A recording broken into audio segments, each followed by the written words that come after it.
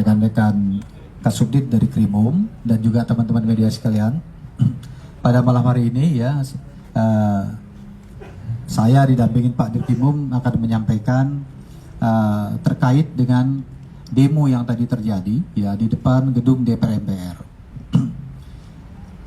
Teman-teman sekalian ya, demo yang hari ini terjadi adalah demo yang dilakukan oleh Ormas Pemuda Pancasila.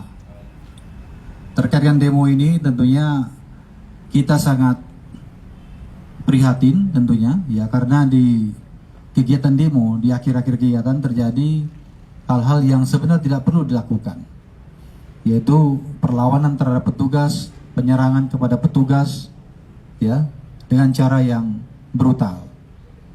Tentunya ini tidak sesuai dengan undang-undang ya, dalam rangka penyampaian pendapat ya yang sebenarnya diakomodir oleh peraturan. Oleh sebab itu kita dalam hal ini ya sangat menyayangkan sekali ya apa yang tadi terjadi ya, bahwa dalam kegiatan demo tadi ya terjadi kegiatan penyerangan terhadap petugas.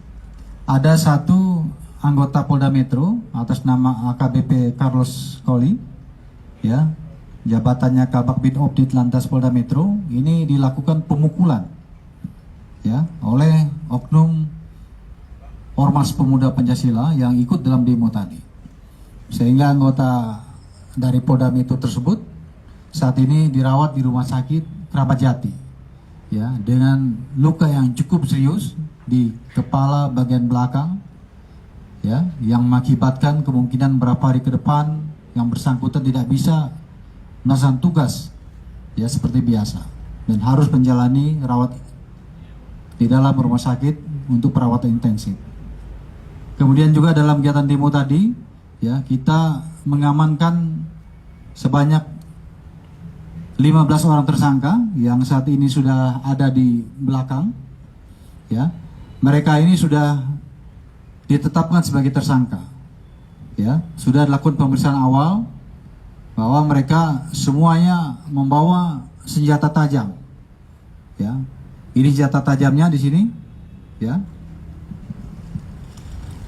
contoh seperti ini ya. Tentunya ini senjata-senjata tajam yang sebenarnya tidak perlu dibawa karena membahayakan bagi orang lain ya, apabila digunakan untuk hal-hal yang tidak benar ya. Dan terbukti sudah ada anggota Polri berpangkat Pamen yang dilakukan pemukulan dan mengalami luka cukup serius ya. Tentunya terhadap mereka semua ini akan kita lakukan tindakan hukum, yaitu proses hukum berjalan kepada mereka.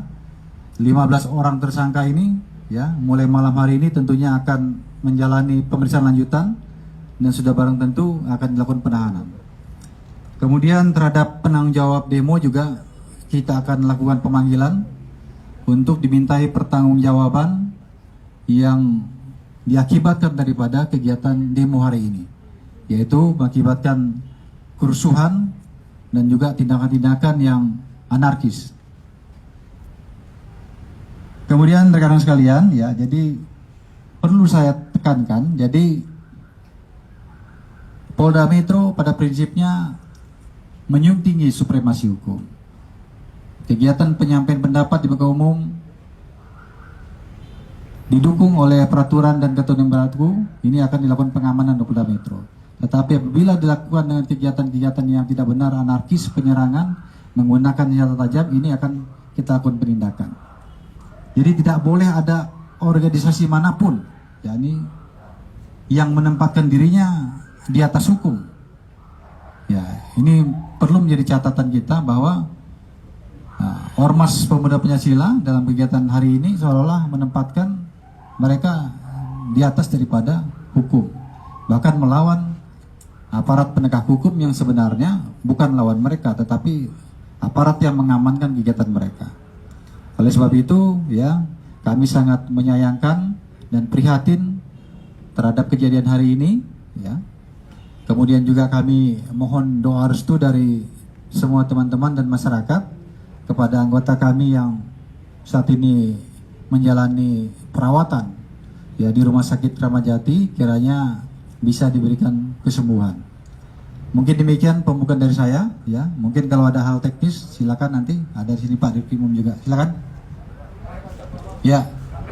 Apakah aksi ini ada Pak Kabit, saya Chandra Beritawana. Apakah aksi ini ada izin keramaian yang tadi dari polisian gitu, Pak? Terima kasih, Pak. Ya. Yang lain ada? Ya. Salah satu barang buktinya itu kan ada peluru revolver, Pak. Nah, ini pendalamannya seperti apa? Kemudian dari 15 tersangka yang diamankan, apakah ada yang terbukti mengkonsumsi narkoba misalnya, Pak? Iya.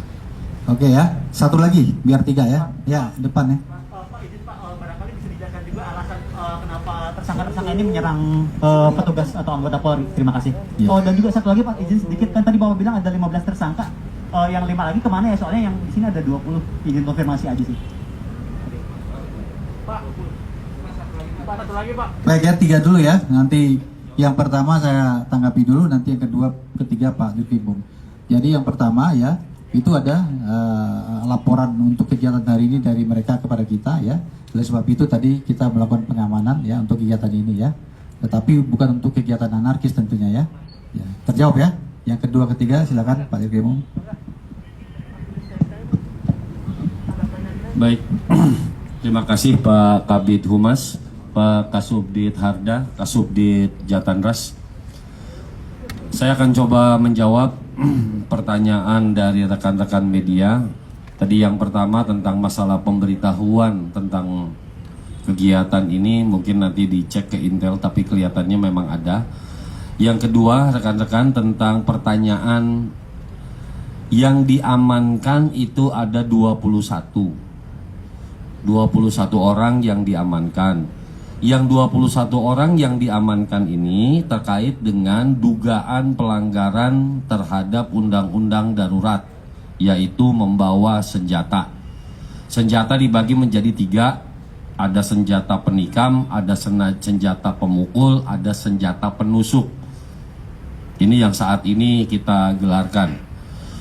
Yang kedua, ada satu peristiwa tentang dugaan saat pelaksanaan 170. Saat ini terhadap kejadian penganiayaan atau pengeroyokan terhadap orang sebagaimana dimaksud dalam pasal 170 sudah diamankan oleh Subdit Jatanras sebanyak 1 orang.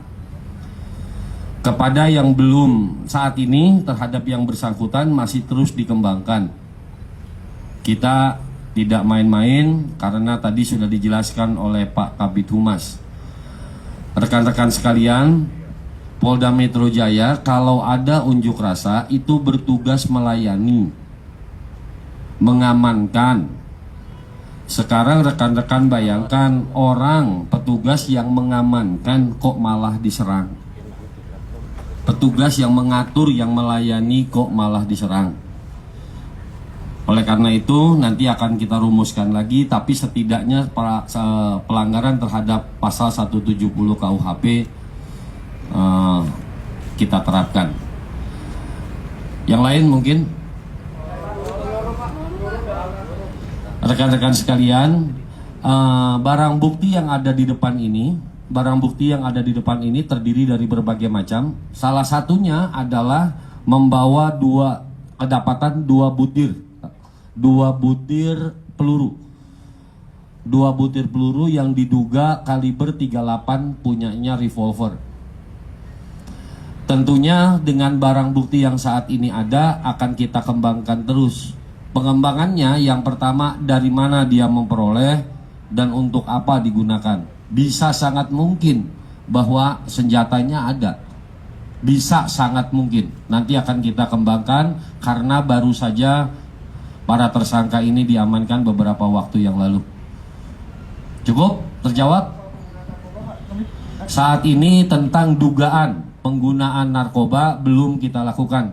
Karena mungkin rekan-rekan media tahu baru beberapa lama yang bersangkutan kita amankan. Daripada nanti penjelasannya satu-satu kepada rekan-rekan media, Pak Kabid Humas mengambil inisiatif untuk merilis perkara ini supaya penjelasannya bisa lebih menyeluruh daripada satu persatu nanya Pak Kabid Humas. Jadi kita riliskan malam ini. Cukup? Terjawab? semua tersangka ini yang diduga melakukan pemukulan itu baru satu tadi itu aja, Pak? Yang ini adalah tersangka pasal undang-undang pasal 2 undang-undang darurat. Yang satu lagi yang saat ini masih dilakukan pemeriksaan itu adalah dugaan pasal 170 dengan korban perwira menengah pangkatnya AKBP, anggota polisi lalu lintas yang membantu pelaksanaan pengaturan di sana. Terjawab semua ya, saya kembalikan ke Pak Kabid Humas.